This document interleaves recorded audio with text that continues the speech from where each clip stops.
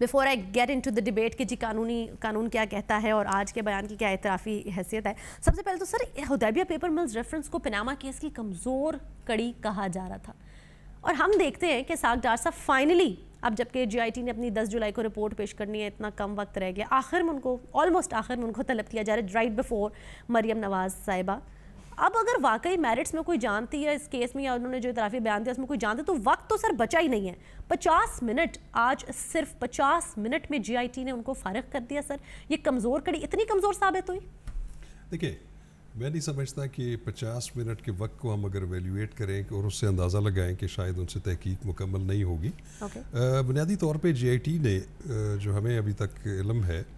انہوں نے حدیبیہ paper mills کے سلسلے میں بہت سارے جو کریکٹرز تھے ان کو آلریڈی ایگزامن کر لیا ہے. اس کا ایک بہت بڑا نیکسس بنتا ہے رحمان ملک صاحب کی جو انویسٹیگیشن تھی، کیونکہ رحمان ملک صاحب اس وقت ایڈیشنل ڈائریکٹر جنرل ایف آئی اے تھی، ان کی ایک باقاعدہ تحقیقاتی ٹیم تھی. انہوں نے حدیبیہ پیپر ملز کے متعلق پوری تحقیق کی تھی اور اس کی رپورٹ بھی ان کے پاس تھی جو متنازع ضرور ہے لیکن وہ ریکارڈ کا حصہ ہے. آپ نے دیکھا ہوگا کہ رحمان ملک صاحب کو جی آئی ٹی نے بڑے مفصل انداز میں ان کو ایگزامن کیا، ان کی اسٹیٹمنٹ ریکارڈ کی،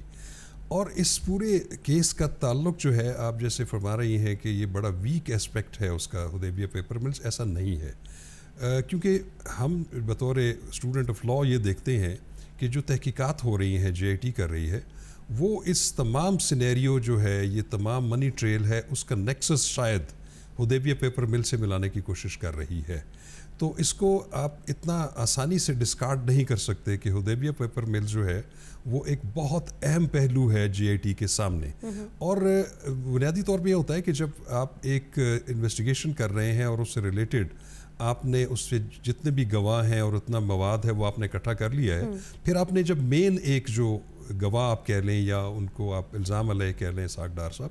ان کو 50 منٹس میرا خیال میں کافی ہیں. اس کے ہم یہ انفرنس ڈرا نہیں کر سکتے کہ شاید ان کے پاس ان سے تحقیق کرنے کے لیے مواد نہیں تھا. انہوں نے وہ تمام چیزیں ان کو کنفرنٹ کروانی تھی کیونکہ 164 کا بیان بڑا مفصل ہے، وہ کئی صفحات پر مشتمل ہے. تو جب انہوں نے یہ کہا ہوگا کہ جی یہ اسٹیٹمنٹ آپ نے دی تھی، گو کہ انہوں نے اسے ڈینائی کیا ہوگا کہ مجھے یہ انڈر ڈیوریس یا انڈر کوئرشن جو ہے یا دباؤ کے ذریعے انہوں نے میرے سے اسٹیٹمنٹ دیا تھا، لیکن ان سے وہ ڈینائی نہیں کر سکتے کہ اسٹیٹمنٹ موجود ہے. قانون کیا کہتا ہے کہ 164 کے تحت دیے گئے بیان سے کیا آپ منحرف ہو سکتے ہیں؟ دیکھیں اس میں نارملی یہ ہوتا ہے کہ کسی سٹیج پر، کیونکہ 164 کا جب بیان لیا جاتا ہے تو ملزم کو یا تو وعدہ معاف گواہ بنا لیا جاتا ہے یا اس کو جوڈیشل لاک اپ میں بھیج دیا جاتا ہے، اس کو پھر پولیس کسٹڈی میں نہیں دیا جاتا.